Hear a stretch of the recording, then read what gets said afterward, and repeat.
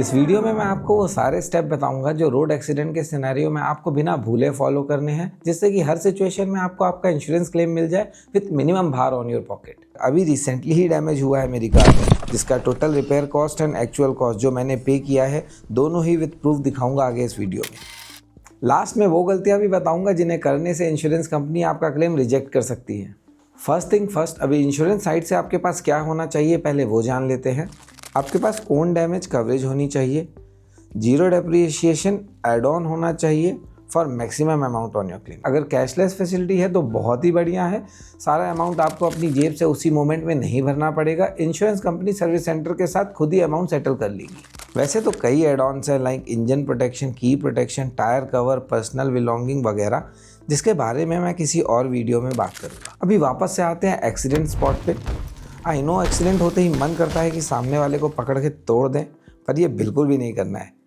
Please जब तक हो सके रोड रेज अवॉइड ही करिएगा।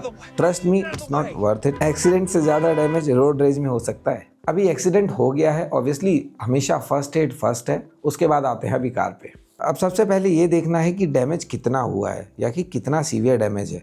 अगर एक्सीडेंट बहुत बड़ा है तो आपको स्पॉट सर्वे कराना है। स्पॉट सर्वे क्या होता है? एक सर्वेयर आएगा जो आपकी कार का उसी लोकेशन पे सर्वे करेगा। अभी सर्वे 1-2 दिन के बाद हो सकता है, बट ट्राई करो कि इंटीमेशन विदिन 24 आवर कर दो। अभी सर्वेयर आएगा, कार की सराउंडिंग की, डैमेज की, स्किड मार्क्स की, बाकी जो भी उसको आसपास प्रूफ्स मिलेगा उनकी फ़ोटोज़ कैप्चर करेगा, वीडियोज़ कैप्चर करेगा, प्रूफ लेगा। उसके बाद आप कार को वहाँ से टो करा सकते हो, जिसकी कॉस्ट मोस्टली इंश्योरेंस में कवर होती है।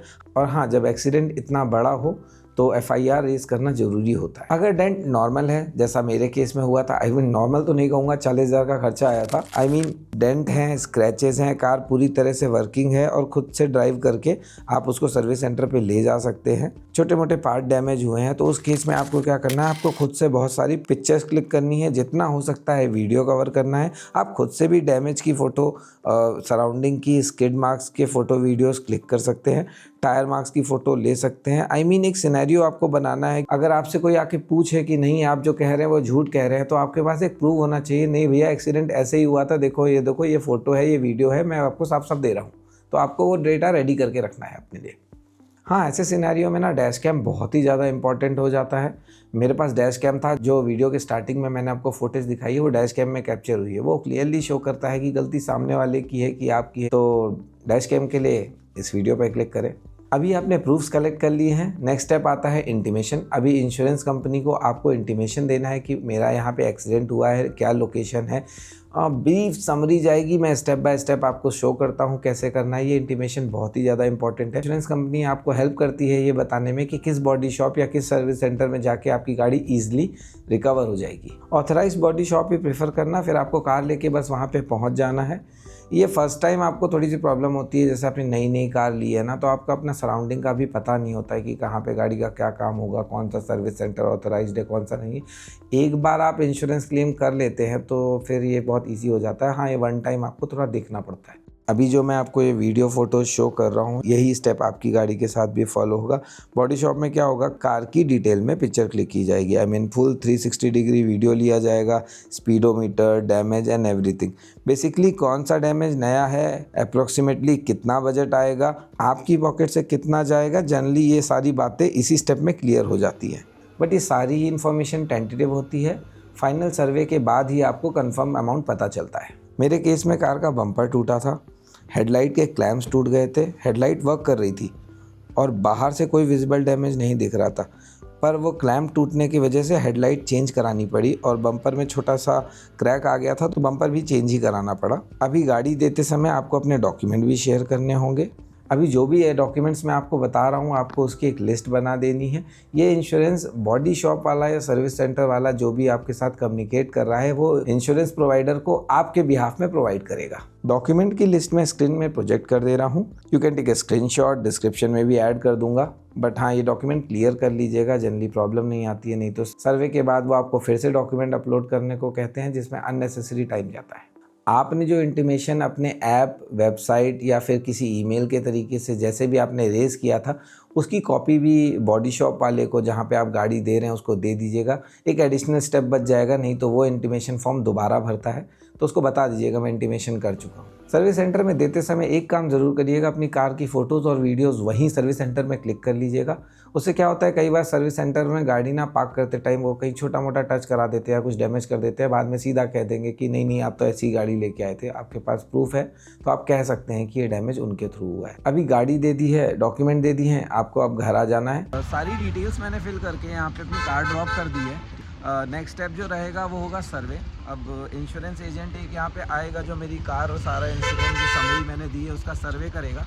क्लेम वैलिड है कि नहीं, आगे अप्रूव हो रहा है कि नहीं, वो पोस्ट सर्वे पता चलेगा। बट मेरा जॉब अभी यहाँ पे ख़त्म है। सर्विस सेंटर से निकलने से पहले एक टेंटेटिव डेट ज़रूर ले लीजिएगा कि गाड़ी कब तक सर्विस होके मिलेगी, कब सारे पार्ट आ रहे हैं, कब इंश्योरेंस सर्वे होगा। इन जनरल अगर रनिंग पार्ट में डैमेज हुआ है तो वो बहुत ही जल्दी रिपेयर हो जाता है, क्योंकि सर्विस सेंटर के पास वो पार्ट ऑलरेडी अवेलेबल होता है, तो वो फटाफट फिक्स कर देते हैं। कोई यूनिक पार्ट डैमेज हुआ है, जैसे कि रेड डैमेज हुआ है, जैसे तार कट गए हैं, हार्नेस कट रही है, जैसे कोई बड़ा पार्ट है जो बहुत ही रेयरली डैमेज होता है, रनिंग पार्ट नहीं है, तो कंपनी फिर ऑर्डर लगाती है, फिर वो आता है। ये थोड़ा लंबा प्रोसेस है, फिर उसमें टाइम लगता है। मेरे इस सिनेरियो में मेरी हेडलाइट और बम्पर डैमेज हुआ था, तो मुझे 1 वीक का टाइम बताया था, क्योंकि पार्ट ऑलरेडी सर्विस सेंटर में था। अगेन यहाँ कार की कंपनी और आपकी लोकेशन दोनों ही फैक्टर इस चीज़ पे इम्पैक्ट डालती हैं। What I mean to say कि Maruti as compared to Skoda और VW कार बहुत जल्दी डिलीवर करेगी। वर्कशॉप में इंश्योरेंस कंपनी का सर्वेयर आएगा, आपने जो भी प्रूफ दिए हैं उसके अगेंस्ट डैमेज को वो डिटेल में चेक करेगा। अगर कोई डाउट्स होते हैं तो आपको कॉल आएगी या आपको पर्सनली भी जाना पड़ सकता है सर्वे के टाइम पे। जैसे ही सर्वे कंप्लीट होता है, कंपनी आपको लिस्ट दे देती है कि क्या क्या उन्होंने अप्रूव किया है। जनरली 100% कवरेज होना चाहिए, बट कभी कभी कुछ चीज़ों को वो इस एक्सीडेंट में क्लेम नहीं करते हैं। जैसे कहते हैं कि ये पहले डैमेज हुआ था या ये पॉसिबल नहीं है, राइट लेफ्ट डैमेज है, एक फ्रंट में डैमेज है, एक बैक में डैमेज है। इस तरह के सिनेरियो में वो बता देते हैं कि हमने क्या क्या कवर किया है, क्या क्या नहीं किया है। कई बार क्या होता है कि फुल अप्रूवल नहीं आता है, तो इंश्योरेंस कंपनी से दोबारा कांटेक्ट करना पड़ता है, जहाँ पे ये प्रूफ देके क्लेम को रीअप्रूव कराना पड़ता है। बट हाँ, ध्यान दीजिएगा, अगर एक बार क्लेम पास हो गया तो उसके बाद दोबारा अप्रूवल लेना बहुत ही बड़ा काम है। तो यहाँ से आगे बढ़ने से पहले बहुत डिटेल में देख लीजिएगा कि 100% अप्रूवल आ गया है। सर्वे के बाद आपको एक अमाउंट बता दिया जाएगा कि देखिए इतने का अप्रूवल आया है, इतना आपको पे करना है। आप जैसे ही ओके बोलोगे, गाड़ी का बॉडी वर्क स्टार्ट हो जाएगा।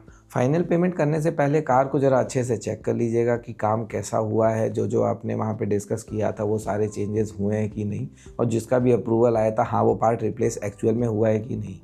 जैसे मेरे केस में हेडलाइट टूटी थी, तो कंपनी ने हेडलाइट निकाल के मुझे दे दी थी, तो मुझे पता है कि हाँ उन्होंने क्या क्या चेंज किया है। तो आपके भी जो पार्ट डैमेज हुए थे जिनको रिप्लेस किया गया, ट्राई करिए कि उन पार्ट को आप देख लीजिए।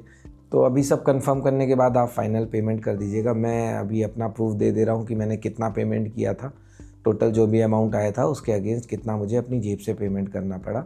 जो टोटल रिपेयर कॉस्ट आई थी वो 38,356 रुपीज़ थी, जिसमें से जो अप्रूवल आया था वो 36,566 रुपीज़ का आया था। जो टोटल दोनों का डिफरेंस बनता है जो 1,790 रुपीज़ है। तो जो इस एक्सीडेंट में मैंने अपनी जेब से पे किया वो 1,790 रुपीज़ है। हाँ, इसके एड ऑन में नो क्लेम बोनस में जो नुकसान हुआ है वो भी इसमें जोड़ सकते हैं, बट हाँ अभी सामने सामने से मैं ये पे कर रहा हूँ।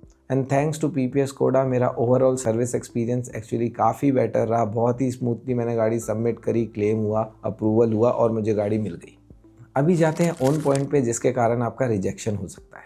Damage on different side of the car. Generally क्या होता है कि गाड़ी के एक साइड पे डैमेज होता है और लोग चाहते हैं कि जो पुराने साइड में डैमेज हुआ है उसको भी किसी तरह कवर करा ले। इसके लिए कुछ तरह से कहानी बनाते हैं कि इधर से एक्सीडेंट हुआ था, मैंने ब्रेक लगाई तो पीछे से गाड़ी आई, उसने साइड से मार दिया।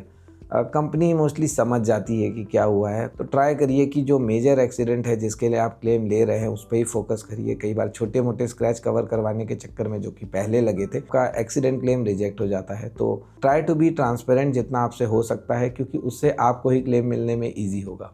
Thank you for watching this video. Hope करिएगा दोबारा कोई मेरा एक्सीडेंट ना हो कि मैं आपको यहाँ पे प्रूफ देने बैठूँ। बट हाँ, और किसी तरह का क्लेम जो होता है मैं किसी अगले वीडियो में आपको कवर करने की कोशिश करूँगा। थैंक यू, मिलते हैं नेक्स्ट वीडियो में।